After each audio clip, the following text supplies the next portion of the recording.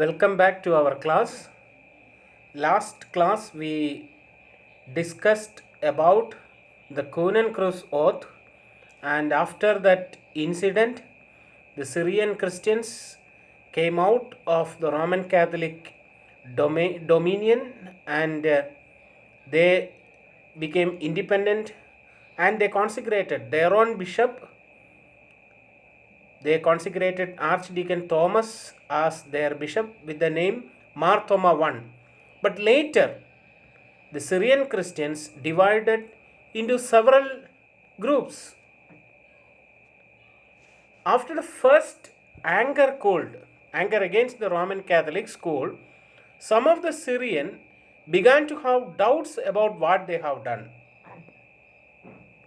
They realized that the consecration of Mar Thoma I was invalid and that in fact they had no proper bishop. So that when this point was urged in argument against them, they could not help being conscious of the weakness of their position. There may have been personal disagreements too. At any rate, not long afterwards, two of the four members of the committee that was appointed to help Mar Thoma I, two of the members, Kadavil Chandi and Pallivitil Chandi, left the descendants and went back to Archbishop Gracia.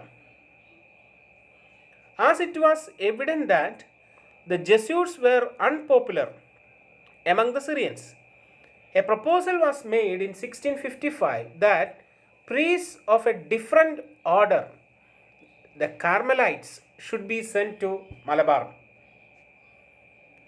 Letters to this effect were sent to Rome, apparently by certain loyal Syrian priests who had met Carmelite fathers in Goa and Cochin, and Pope Alexander VII caused a special mission of Carmelites to be sent out to India to try to bring the schism, the division, to an end. Two men were appointed, Father Joseph Sebastian, he was an Italian, and Father Vincent Maria, a German, traveled ahead of the others and arrived in Malabar early in 1657. The Carmelites found that a good number of Syrians would be quite willing to return to the Roman Catholic Church. In the 17th century, the Portuguese power in Asia began to be diminished. Other European nations entered the field, primarily for trade, as the Portuguese themselves had done, so that the Portuguese found themselves challenged. The prominent among the newcomers were the Dutch, who disposed the Portuguese in Java in 1595, Malacca in 1641, Ceylon in 1638 to 1658, and finally in certain places in India too. After capturing the forts of Ceylon in 1661 and Kranganur in 1662, the Dutch took Cochin in 1663, and thereafter the Portuguese influence in Malabar ceased, though it continued as before in Goa and other places. Due to these developments, the Syrians again started getting bishops from Antioch.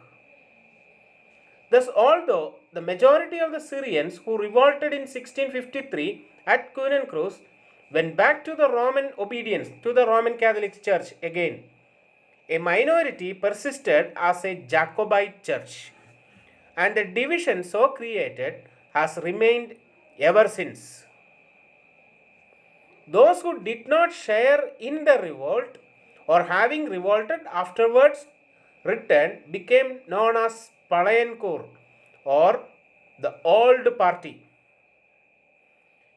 In English, they are called Romo-Syrians, that is to say, Syrians who have become connected with the Roman Church, in which they now enjoy a uniate status, having their own hierarchy and liturgy. They still use the Nestorian liturgy with the alterations made by the Synod of Diamper and some others made since the Syro-Malabar Rite. They are still the largest group among the Syrians of Malabar. They were known as the Syro-Malabar Church in Malabar.